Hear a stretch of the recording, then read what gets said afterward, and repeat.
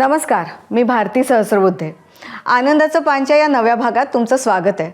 आपण आपल्या या कार्यक्रमाच्या माध्यमातून वारंवार बोलतो की पुस्तकांच्या माध्यमातून आपल्याला वेगळे अनुभव मिळतात आणि असेच वेगळे अनुभव आपल्याला देतात ते अनुवादित पुस्तकं. त्यातही भारतीय भाषांबरोबर जर जागतिक साहित्य आपल्याला वाचायला मिळालं तर ती पुस्तकं आपलं अनुभव विश्व आणखीच विस्तारतात. तेव्हा अगदी अलीकडे प्रकाशित झालेल्या एका अनुवादित कादंबरीविषयी आज आपल्याला गप्पा मारायच्या आहेत. खरं तर हे पुस्तक, याचे लेखक जे जागतिक कीर्तीचे लेखक मानले जातात, त्यांचं नाव आहे कार्लोस मारिया दोमिंगेज. ते या लेखकांबद्दल, या पुस्तकाबद्दल सगळ्या विषयीच आपल्याला अभिषेक धनगर यांच्याकडनं जाणून घ्यायचं आहे. अभिषेक, स्वागत आहे तुमचं आनंदाचं पानमध्ये. थँक्यू, मनापासून आभार तुमचे. द हाऊस ऑफ पेपर याच्याबद्दल मी जे वाचलं आहे ते खूपच विलक्षण आहे, वेगळं आहे आणि अर्थात मी जसं म्हटलं की लेखकाबद्दलही आम्हाला जाणून घ्यायचं आहे. तर सगळ्यात आधी द हाऊस ऑफ पेपर काय आहे? हाऊस ऑफ पेपर ही एक पुस्तक वेड्या माणसाची कहाणी आहे आणि ती काय फक्त एक पुस्तक वेडा आणि त्याचं पुस्तकांवरील प्रेम इतपतच मर्यादित राहत नाही, तर पुस्तक वेड हे माणसाला कितपत टोकापर्यंत घेऊन जातं आणि पुस्तकांची आवड किंवा पॅशन जी आहे ती वेडाच्या मर्यादेपर्यंत कशी जाते आणि पुस्तकांमुळे जीवन जसं समृद्ध होतं हे आजपर्यंत आपण बघत आलो आहोत, पण पुस्तकांमुळेही आपलं जीवन कशा पद्धतीने दुर्दशा होऊ शकते याची ही कहाणी आहे. अतिशय भीषण सुंदर अशी ही कहाणी आहे आणि तोच पुस्तकं आणि त्याच्यामुळे होणारी वाताहत हाच या पुस्तकाचा विषय आहे. नाही म्हणजे मी त्या कादंबरीबद्दल जे वाचत असताना की टोकाचा नाद जो आहे त्या नादाबद्दल ही कादंबरी आहे. मुळात अभिषेक, मला सगळ्यात महत्त्वाचं जेव्हा जागतिक पुस्तकांबद्दल आपण बोलतो तेव्हा विचारावंसं वाटतं अनुवादकांना की हे पुस्तक तुम्हाला कुठे सापडलं, कुठे मिळालं, कुठे गवसलं आणि ते आवडल्यानंतर अनुवादापर्यंतची प्रक्रिया कशी होती? हे पुस्तक मिळण्याची कहाणी तशी खूप रोचक आहे, कारण सतीश काळसेकरांच्या वाचणाऱ्याची रोजनिशी या पुस्तकात मी या पुस्तकाविषयी वाचलं होतं, द हाऊस ऑफ पेपरविषयी, आणि त्यानंतर त्यांच्याशी फोनवर एकदा संपर्कही झाला होता माझा. पण गंमत अशी होती की हे पुस्तक अगदी फार वर्ष नाही, अगदी 20 वर्षांपूर्वी प्रकाशित झालं आहे, पण तरीही त्याची प्रती अतिशय दुर्मिळ बनलेल्या आहेत आणि ज्या उपलब्ध होत्या त्यावेळी ऑनलाईन साईट्सवर, तेही परदेशी साईट्सवर होत्या, त्या अत्यंत महागड्या होत्या, म्हणजे काही हजार रुपये त्यांची किंमत होती. त्यामुळे ती मिळवणं खूप दुष्कर बनलं होतं. तर तसंच मध्यंतरी कुठेतरी माझा मित्र विजय बेंद्रे, त्याला एक प्रत मिळाली आणि त्यानं ती प्रत मला दिली होती. तर ती प्रत वाचून मला पहिल्यांदा ते कादंबरी समजली. त्याच्या आधी थोडासा अंदाज होता की हे पुस्तकांवरलं पुस्तक आहे आणि अशीही माझी समजूत होती की पुस्तकांवरलं पुस्तक म्हणजे पुस्तक वेडाविषयी, पुस्तकांच्या प्रेमाविषयी, पुस्तक वाचण्याविषयी काहीतरी रोमॅन्टिसाईज केलेलं लिखाण हे असणार आहे. म्हणून मी ती कादंबरी घेतली. पण ती कादंबरी वाचताना अगदी सुरुवातीच्या काही पानांमध्येच माझ्या असं लक्षात आलं की ही कादंबरी आपण आजवर वाचलेल्या पुस्तकांवरील पुस्तकांपेक्षा अतिशय वेगळ्या प्रकारची आहे आणि पुस्तकांवरचं प्रेम हे सेलिब्रेट करण्याबरोबरच त्या प्रेमातले धोके काय आहेत हे दाखवणारी ही कादंबरी आहे. तर कार्लोस मारिया दोमिंगेज या लेखकाची ही कादंबरी, त्याच्या कादंबरीच्या नायकाचं नावही आहे कार्लोस ब्रॉवर. तर त्याच्या घरात इतकी पुस्तकं आहेत की कादंबरीत एके ठिकाणी तो म्हणतो की एक फक्त बाथरूमची एक भिंत सोडली तर घरात अशी एकही भिंत नाही आहे की एकही जागा नाही आहे जिथं माझी पुस्तकं नाही आहेत. आणि त्यानंतर ही कादंबरी जसजशी पुढं जाते तसतसं लक्षात येतं की त्याला घरातूनच बाहेर पडावं लागते आणि शेवटी या कादंबरीचा क्लायमॅक्स असा होतो की त्याला पुस्तकांचंच घर बांधावं लागतं. तर एक पुस्तकं जमवल्यापासूनचं ते प्रेम, तिथपासून ते पुस्तकांचंच घर बांधण्यापर्यंतचा हा जो प्रवास आहे त्याची ती कादंबरी मला खूप विलक्षण वाटली. त्याचं दुसरं एक वैशिष्ट्य म्हणजे ती छोट्या आकाराची कादंबरी आहे, अगदी जेमतेम 100 पानांची म्हणता येईल इतपत कादंबरी आहे, पण ती अत्यंत सघन अशी आहे. त्यात तुम्हाला एखादं वाक्य, एखादी ओळ किंवा अगदी एखादा पॅरा शब्दसुद्धा असं वाटणार नाही की या कादंबरीत जास्तीचा आला आहे किंवा या मूळ कथानकाशी विसंगत आहे किंवा जास्तीचा आहे असं अजिबात वाटत नाही. तर तो अत्यंत सघन असा अनुभव देणारी, भाषिकदृष्ट्याही सघन अनुभव देणारी तशी ती कादंबरी आहे. आणि मग मला वाटलं की ही जी प्रक्रिया आहे म्हणजे अगदी काही एक पूर्ण पान एकच वाक्य चालू राहतं, इतकी कॉम्प्लेक्स त्याची सेंटेन्स स्ट्रक्चर वगैरे आहे. तर मला वाटलं की हे एक आव्हान आहे आणि भाषांतर करण्यासाठी म्हणून ही आव्हान आहे आणि ते आव्हान आपण पेलून बघावं. आणि ही जी दुसरी बाजू आहे पुस्तकांच्या प्रेमाची, पुस्तक वेडाची, तीही मराठीतल्या वाचकांसमोर यावी म्हणून मला वाटलं की तिचा अनुवाद करावा. खरं तर अभिषेक, कृष्णा पब्लिकेशनच्या माध्यमातून तुम्ही पुस्तकं प्रकाशित करता. अगदी काही महिन्यांपूर्वी आपण याच आनंदाचं पान कार्यक्रमात द लायब्ररी पुस्तकाविषयी नितीन रेड्डेंची गप्पा मारल्या होत्या. तेही असंच जागतिक पुस्तक होतं, वेगळ्या धाटणीचं पुस्तक होतं, आणि आता हे द हाऊस ऑफ पेपर. तर तेव्हाही मला खूप उत्सुकता होती त्या लेखकाविषयी जाणून घेण्याची, तशीच आजही उत्सुकता आहे या लेखकाविषयी जाणून घेण्याची.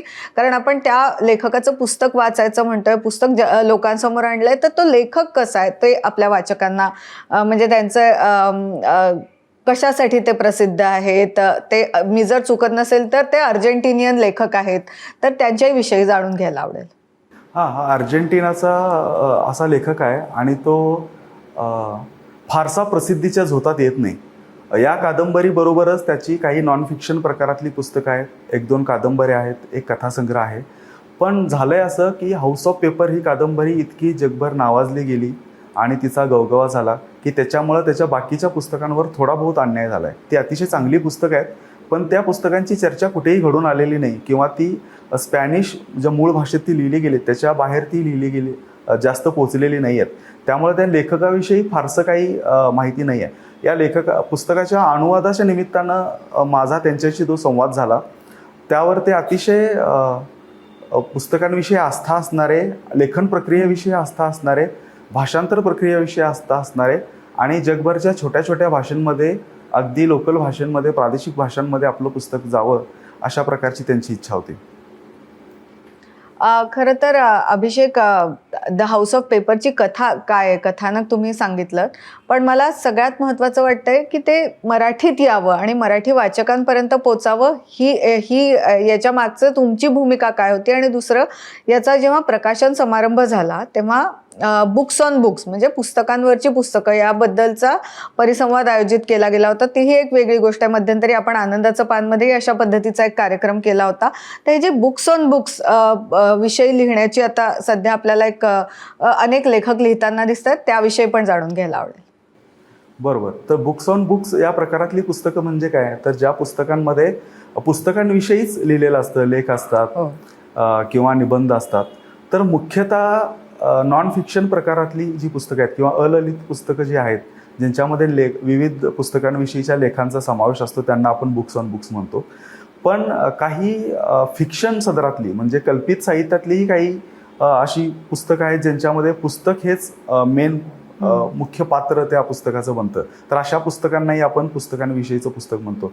मराठीत तसं वाचणाऱ्याची रोजनिशी, लीळा पुस्तकांच्या आडवाटेची पुस्तकं, अशी अनेक चांगली पुस्तकांवरली पुस्तकं आलेली आहेत. अभिषेक, खरं तर आता आपल्या द हाऊस ऑफ पेपरच्या गप्पा शेवटाकडे चाललेल्या आहेत, पण मला अगदी उत्सुकता म्हणून प्रश्न विचारायचा आहे की the library, the house of paper, आता पुढे काय? तुमच्या पब्लिकेशनकडे जागतिक साहित्याविषयीचं काही तयार होतं आहे, त्याची तयारी पूर्ण झाली आहे जी वाचकांना येत्या कालावधीत वाचायला मिळेल? हो, नक्कीच. आम्ही 2 प्रकाशन संस्थांद्वारे काम करतो. एक वॉल्डन पब्लिकेशन आणि कृष्णा पब्लिकेशन. तर कृष्णा पब्लिकेशनकडून हाऊस ऑफ पेपर हे पुस्तक प्रकाशित झालं. द लायब्ररी हे वॉल्डन पब्लिकेशनकडून प्रकाशित झालं. पण आमच्या दोघांची विचारधारा किंवा पॉलिसी जे आहेत ते साधारणपणे सारखे आहेत. आता कृष्णा पब्लिकेशनकडून आम्ही हारुकी मुराकामीची 5 पुस्तकं भाषांतरित मराठीत करतो. त्यातली 4 पुस्तकांची भाषांतरं तयार आहेत आणि त्याच्यावर सगळे संपादकीय संस्कार किंवा बाकीच्या गोष्टी फक्त राहिलेल्या आहेत. आता इथून पुढे जवळपास प्रत्येक महिन्याला किमान एकतरी मुराकामीचं पुस्तक येईल आणि हा अतिशय मोठा लेखक आहे. त्याचं फक्त एकच छोटंसं पुस्तक मराठीत आलं होतं. पण आता मला हे सांगताना सर्वांना खूप आनंद होतोय की हारुकी मुराकामीची 5 पुस्तकं आम्ही कृष्णा पब्लिकेशनतर्फे करतोय. नाही, खरंच अभिषेक, या पुस्तकाविषयी जाणून घ्यायला आज खूप आवडलं. खूप वेगळा विषय आहे, खूप वेगळ्या पद्धतीने ती लिहिली गेलेली कादंबरी आहे जी तुमच्या माध्यमातून आम्हाला कळली. आणि तुम्ही जे अत्यंत आनंदाची माहिती आम्हाला दिली ती म्हणजे नवीन येणाऱ्या भाषांतरांबद्दलची. तर तुमचं हे जे काम चाललेलं आहे त्या कामासाठी तुम्हाला खूप शुभेच्छा. आणि आज आनंदाचं पानमध्ये तुम्ही आलात, वेळ दिलात, त्यासाठी खूप आभार. थँक्यू. ABP माझाने मला इथं बोलण्याची संधी दिली त्याबद्दल त्यांचे खूप आभार. या जागतिक कादंबरीनंतर आता थेट विदर्भात जायचंय. अविनाश महालक्ष्मी या पत्रकार लेखकांच्या नव्या पुस्तकाविषयी, ज्या पुस्तकाचं नाव आहे घाण माकड, त्याविषयी जाणून घेऊया त्यांच्याकडूनच. घाण माकडचा विषय नवीन आहे अशी प्रतिक्रिया मला वाचकांची घाण माकड पुस्तक प्रसिद्ध झाल्यावर आली.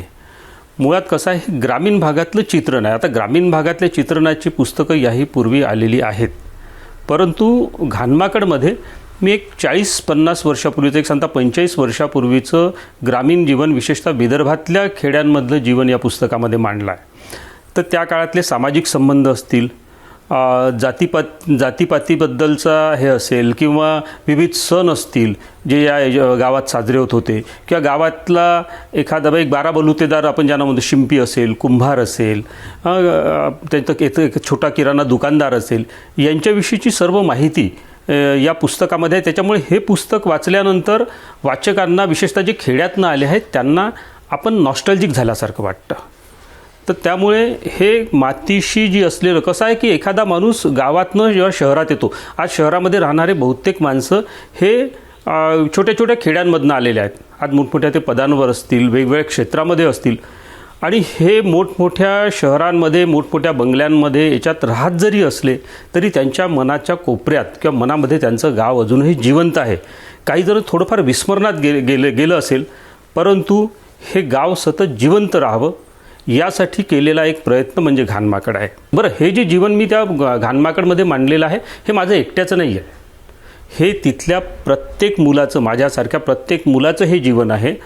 आणि पण मी ते फक्त शब्दबद्ध केलं.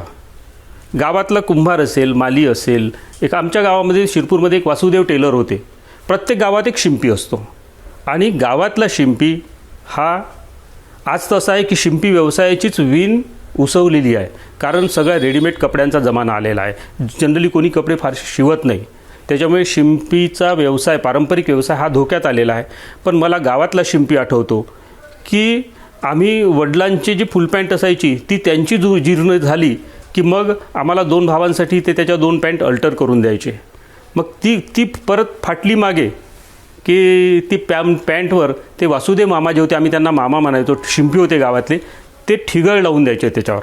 तर तुम्हाला सांगतो की हे ठिगळ ते फक्त त्या फाटलेल्या पॅन्टवर नव्हतं, तर ते आमच्या गरिबीवरचंही ठिगळ होतं. आणि असं गावातल्या प्रत्येकाच्या गरिबीवर वासुदेव टेलर ठिगळ लावायचे. तर असे वासुदेव टेलर खेड्यातल्या प्रत्येक गावामध्ये होते, आहेत. मी असं आमच्या गावातले जे किस्से आहेत ते लोकांना सांगायचो. आणि माझ्या ऑफिसमध्ये, मी महाराष्ट्र टाईम्समध्ये काम करतो, तिथे आमचे महाराष्ट्र टाईम्स नागपूर आवृत्तीचे संपादक आहेत श्रीपाद अपराजित, त्यांच्याशीही माझी चर्चा व्हायची. तर ते मला म्हणाले की म्हणजे अविनाश, याच्यावर एक चांगलं पुस्तक होऊ शकतो, तू लिही. आणि मग मला असं वाटलं की नाही, मी ते सिरियसली घेतलं. त्याच्यासाठी मी ते लिहिण्यापूर्वी मी ते शिरपूर नावाचं जे गाव आहे यवतमाळ जिल्ह्यातलं, तिथे जाऊन 2 दिवस राहिलो. मला त्या सर्व आठवणी रिकलेक्ट करायच्या होत्या. म्हणजे गावातली ती विहीर असेल, किल्ल्याची विहीर असेल, टेकडी असेल, नदी असेल, तलाव असेल, या प्रत्येक ठिकाणी मी गेलो. जुने जे मित्र असतील माझे त्या गावात आज राहणारे, त्यांना मी जाऊन भेटलो. सर्व आठवणी त्या मी पुन्हा गोळा केल्या, आणि त्यानंतर मी हे पुस्तक लिहायला घेतलं. हे लिहायला मला बरेच लोक विचारतात की इतकं तुम्हाला जुनं आठवतं का? मी म्हटलं हो, आठवतं. कारण ते खूप खोल रुतून बसलेलं आहे, आणि जे खोल रुतून बसलेलं असतं ना, ते माणूस विसरू शकत नाही. जानेवारी महिन्यामध्ये हे पुस्तक प्रसिद्ध झालं, आणि अवघ्या 3.5 महिन्यात या पुस्तकाची पहिली आवृत्ती संपली. तुम्हाला सांगतो की म्हणजे विजय प्रकाशन नागपूरचं सचिन उपाध्याय, त्यांनी हे पुस्तक प्रसिद्ध केलेलं आहे. अजूनही मुलांच्या सुट्ट्या सुरू आहेत, त्यामुळे आजचं आपलं टॉप 5 खास बच्चे कंपनीसाठी आहे. भावार्थाची कीर्ती जोशी आपल्याला बाल साहित्यातली सध्या चर्चेत कोणती पुस्तकं आहेत ती सांगते. नमस्कार, मी कीर्ती जोशी. TWJ फाउंडेशनमधल्या भावार्थमधली टॉप 5 पुस्तकं बघूया. आत्ता मे महिन्याची सुट्टी सुरू झाली आहे, आणि मुलांना पुस्तकं वाचायला मिळावीत यासाठी आम्ही बाल महोत्सव भरवला आहे, आणि मुलांच्या पुस्तकांचं प्रदर्शन आहे. तर मुलं त्यांच्या पालकांसोबत येऊन खूप पुस्तकांची खरेदी करत आहेत. तर या आठवड्यातलं पहिलं पुस्तक आहे हत्तेच्या. माधुरी पुरंदरे यांनी हे पुस्तक लिहिलं आहे. ज्योत्स्ना प्रकाशनाचं हे पुस्तक आहे, आणि हे अगदी रांगणाऱ्या बाळापासून सगळ्यांना आवडेल असं हे पुस्तक आहे. यानंतर या आठवड्यातलं दुसरं पुस्तक ते म्हणजे छोट्यांसाठी गाणी आणि गोष्टी ह्याचे भाग 1 आणि भाग 2 असे आहेत. अजिंक्य कुलकर्णी यांनी हे पुस्तक लिहिलं आहे. आपल्या सगळ्यांनाच गाणी, गोष्टी, कविता आवडतात. तर ह्या पुस्तकामध्ये एक वेगळी गोष्ट ती म्हणजे ह्यांनी QR दिला आहे आणि त्या QR वरती ह्यातल्या गाणी आणि गोष्टी आपल्याला ऐकायला मिळणार आहेत. यानंतर या आठवड्यातलं तिसरं पुस्तक ते म्हणजेच संकर्षणची इटुकली दुनिया. डॉक्टर संतोष पाठारे यांनी हे पुस्तक लिहिलं आहे. भावार्थ प्रकाशनाचं हे पुस्तक आहे. यामध्ये संकर्षण आणि त्याच्या वेगवेगळ्या गोष्टी आहेत.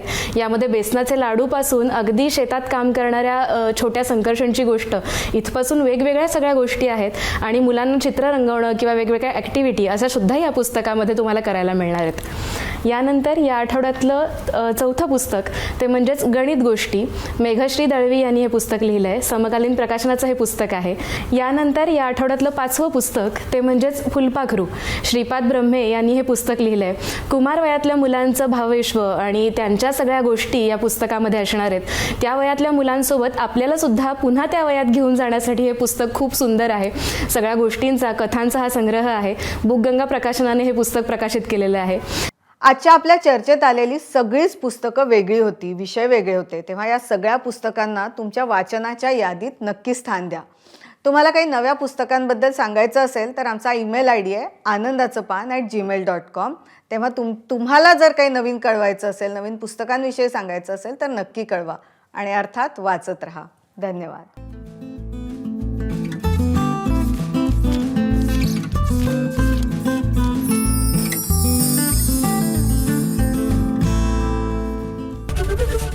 ABP माझा, उघडा डोळे बघा नीट.